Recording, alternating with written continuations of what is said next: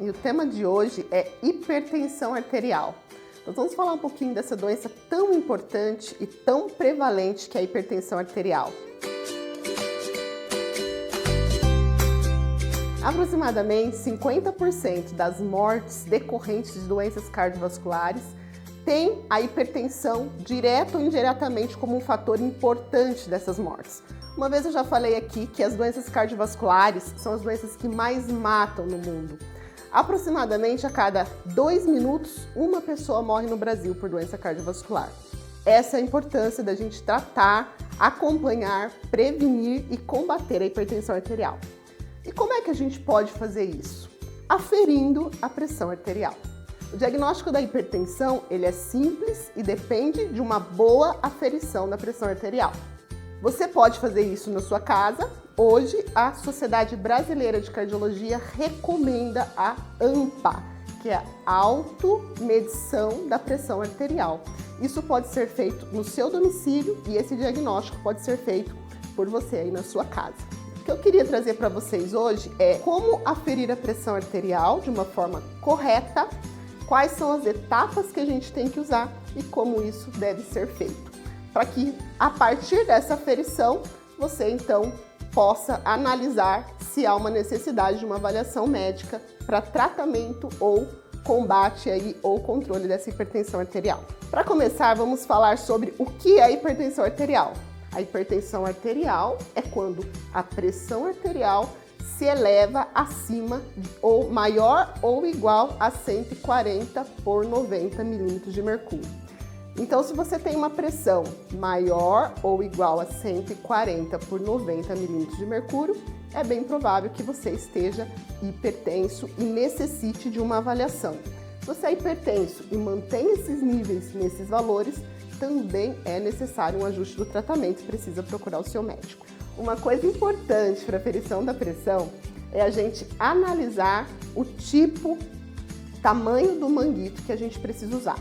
Então, assim, cada pessoa tem um tamanho de braço, uma espessura de braço. E para cada braço existe um manguito específico. Então, antes de comprar um aparelho ou aferir a sua pressão, é necessário avaliar se esse manguito, se ele é compatível com o seu braço. Como é que a gente faz isso? Então, a gente vai medir o tamanho do braço da pessoa, pega mais ou menos na metade do braço e mede essa circunferência do braço. Os aparelhos em geral, eles marcam ali o tamanho da circunferência de cada braço. Nós temos aparelhos infantil, aparelho adulto e aparelhos maiores. Por que isso é importante? Porque se você usar um manguito muito pequeno num braço muito grande, a pressão arterial que vai aparecer no aparelho não é uma pressão verdadeira. E o contrário também é verdadeiro. Então esse aparelho ele tem que ficar bem acomodado no seu braço para que essa aferição seja adequada. Uma vez escolhido o manguito, vamos para algumas etapas que são muito importantes para a aferição da pressão, para que essa pressão fique corretamente aferida. A primeira coisa, o paciente precisa estar sentado em repouso por pelo menos 5 minutos em um ambiente calmo. Não pode estar com as pernas cruzadas e as pernas precisam estar apoiadas no chão. No momento da aferição, é importante que o paciente não converse. Então, se você for aferir a sua pressão em casa, no momento em que o aparelho estiver aferindo, você não pode conversar. O braço tem que estar estendido na altura do coração, com a palma da mão voltada para cima. É importante analisar algumas coisas também. Não pode estar com a bexiga cheia, não pode estar com dor, não pode ter ingerido café, chimarrão ou bebida alcoólica ou ter fumado cigarro nos últimos 30 minutos. E se você praticou alguma atividade física, você precisa ficar aí 60 minutos em repouso antes de aferir a pressão. Visto tudo isso, vamos para a técnica. Colocamos então o manguito no braço.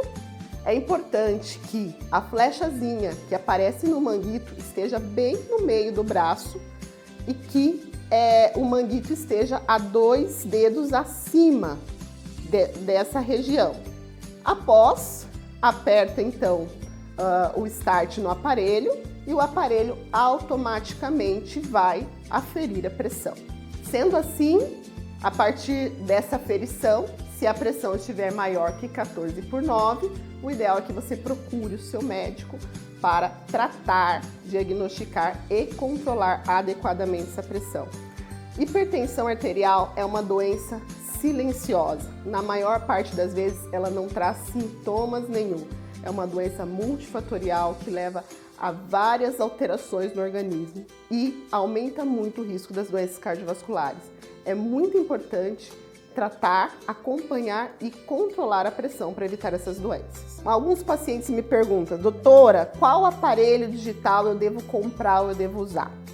Em geral, a Sociedade Brasileira de Cardiologia não recomenda aparelhos de punho, tá? Esses foram testados e eles não são recomendados. Existem algumas marcas que são recomendadas e validadas. Eu vou deixar o link aqui para você. Se você tem um aparelho de pressão em casa, ou se você conhece alguém que tem, ou se você vai adquirir um aparelho, dê uma olhada nessa lista e veja a recomendação, se esse aparelho é recomendado ou não pela Sociedade Brasileira de Cardiologia. Lembrando que pacientes que têm arritmia cardíaca, os aparelhos com método oscilométrico, ou seja, os aparelhos digitais, eles não funcionam muito bem. Então, nesses pacientes em especial, a aferição deve ser feita com o aparelho analógico e auxílio do estetoscópio.